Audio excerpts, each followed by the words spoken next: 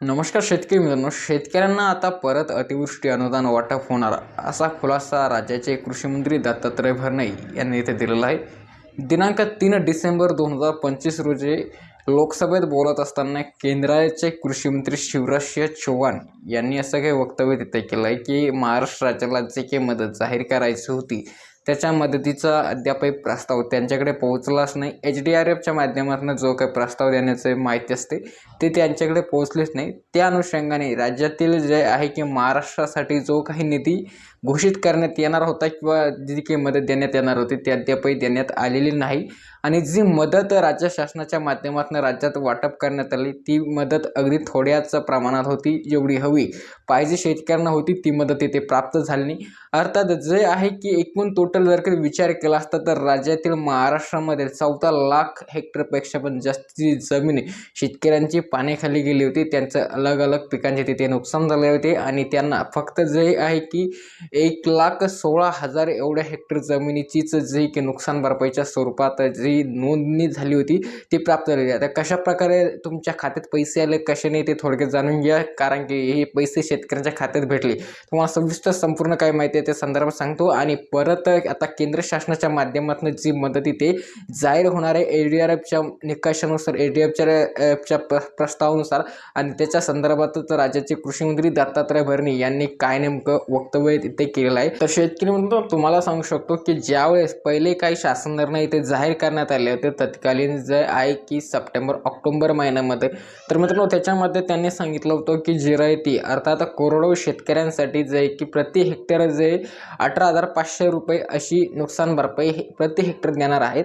आणि जर कधी तुमचं बागायती क्षेत्र असेल तर बागायती क्षेत्रासाठी जे आहे की 32,500 रुपयापर्यंत एवढाचा निधी प्रत्येकी शेतकऱ्यांना तिथे देण्यात येणार आहे. परंतु त्याच्यानंतर त्यांनी बरेच काही अटी आणल्या, निकष आणले. परत काही त्यांनी सांगितलं की एवढी शेतकऱ्यांची जे आहे की जी पाण्याखाली जमीन गेलेली ती खूपच कमी त्याचं क्षेत्र आहे. पूर्ण काही बरेच काही निकष लावून थोडे कमी करत त्यांनी शेतकऱ्यांना 18,000चे आणि 32,000चे फक्त 4,000 ते 5,000 रुपये प्रति हेक्टर प्रमाणे शेतकऱ्यांच्या खात्यात तिथे टाकले. आणि शेतकऱ्यांना हवी तेवढी तिथे मदत भेटली नाही. आणि याच्यावरती जे की काही पत्रकारांनी कृषी मंत्र्यांना हे प्रश्न विचारले असतं दत्तात्रय भरणे यांना, तर यांनी याच्यावरती सांगितलं आहे की आता राज्य शासनाच्या माध्यमातून अद्याप जो प्रस्ताव द्यायचा होता तो पोहोचला. परंतु याच्यावरती मुख्यमंत्री देवेंद्र फडणवीस यांनी एक स्पष्टीकरण तिथे दिलं. त्यांनी सांगितलं होतं की हे प्रस्ताव दिल्याच्या नंतर HDRFच्या माध्यमातून सर्व काही पाणी झाली आणि त्याच्या माध्यमातून ही मदत इथे मंजूर करण्यात आली. परंतु अद्यापही हवा तेवढा जो काही निधी होता तो ते मंजूर झाला नाही. याच्यावरती राज्याचे कृषी मंत्री दत्तात्रय भरणे आणि त्याचवर देशाचे कृषी मंत्री शिवराज चौहान यांनी जी काही माहिती दिली की आता याच्यानंतर जो HDRFच्या माध्यमातून जो 14 लाख हेक्टरचा जेवढा आपण काही प्रस्ताव आहे तो आता आमच्याकडे इथे ज्यावेळेस पोहोचल आणि त्यावेळेस जो पोहोचला त्याच्यानंतर ज्यावेळी पण हवी जी काही मदत आहे ती राज्याच्या माध्यमातून जे की शेतकऱ्यांना जे की केंद्रातून देण्यात येईल आणि ते राज्याच्या माध्यमातून शेतकऱ्यांना ते वाटप करण्यात येईल.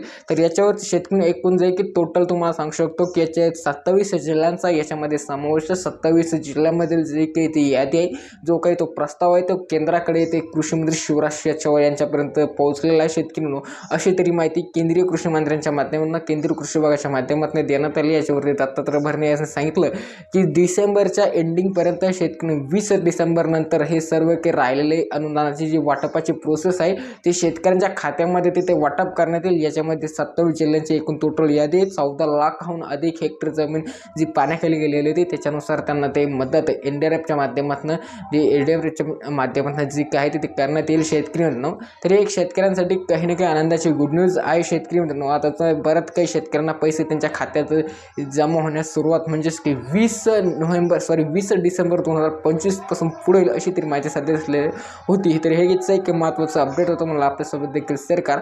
फुल माहितीपूर्ण वाटली असेल तर लाईक देखील करू शकता. फुल पण असलेच महत्त्वाचे व्हिडिओज बघण्यासाठी चॅनल देखील नक्कीच तुम्ही सबस्क्राईब देखील करू शकता. तर मिळा का नवीन व्हिडिओमध्ये, तोपर्यंत खूप खूप धन्यवाद.